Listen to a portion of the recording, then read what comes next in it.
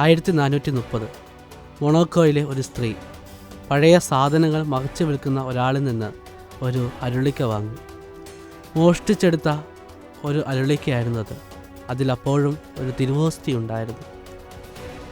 ദിവ്യകാരുണ്യത്തിൽ ഈശോയുടെ സാന്നിധ്യം ഉണ്ടാവുമെന്ന് തിരിച്ചറിവില്ലാത്ത ആ സ്ത്രീ ഒരു കത്തി ഉപയോഗിച്ച് അരുളിക്കയിൽ നിന്ന് തിരുവോസ്തി മാറ്റുവാൻ ശ്രമിച്ചു. പെട്ടെന്ന് തിരുവോസ്തിയിൽ നിന്ന് രക്തം ഒഴുകുവാൻ തുടങ്ങി. ഉടനെ തന്നെ അത് ഉണങ്ങുകയും കർത്താവിൻ്റെ പീഡാസഹനത്തിൻ്റെ രംഗം തിരുവോസ്തിയിൽ ഉണ്ടാവുകയും ചെയ്തു. പരിഭ്രാന്തിയായ സ്ത്രീ ഫാദർ അനലോൻ്റെ പക്കൽ ആ തിരുവോസ്തി ഏൽപ്പിച്ചു.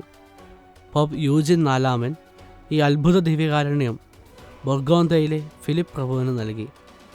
പ്രഭു ആകട്ടെ ഡീജോൺ പട്ടണത്തിന് ഇത് സംഭാവന നൽകി.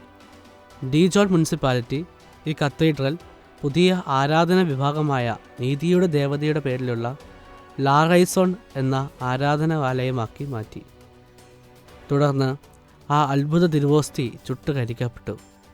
350 വർഷം കഴിഞ്ഞിട്ടും കർത്താവിൻ്റെ പീഡാസഹന രംഗം ആ തിരുവോസ്തിയിൽ വ്യക്തമായി കാണാമായിരുന്നു. പീഡാസഹനത്തെയും കുരിശുമരണത്തെയും കുറിച്ച് എപ്പോഴും ധ്യാനിക്കാൻ ആവശ്യപ്പെടുന്ന പരിശുദ്ധ പരമ ദിവ്യകാരുണ്യമേ, അങ്ങയെ സ്വീകരിക്കുന്നതിലൂടെ ഞങ്ങളെന്നും പീഡാസഹനത്തിൻ്റെയും കുരിശുമരണത്തിൻ്റെയും ആരാധകരായി മാറാൻ അനുഗ്രഹിക്കണമേ. പരിശുദ്ധ പരമ ദിവ്യകാരുണ്യത്തിന് എന്നേരവും ആരാധനയും സ്തുതിയും പുകഴ്ചയും ഉണ്ടായിരിക്കട്ടെ. വിശുദ്ധ കുർബാനയുമായി ബന്ധപ്പെട്ട വീഡിയോകൾ നിങ്ങൾക്ക് ലഭിക്കാൻ ഈ ചാനൽ സബ്സ്ക്രൈബ് ചെയ്യുക.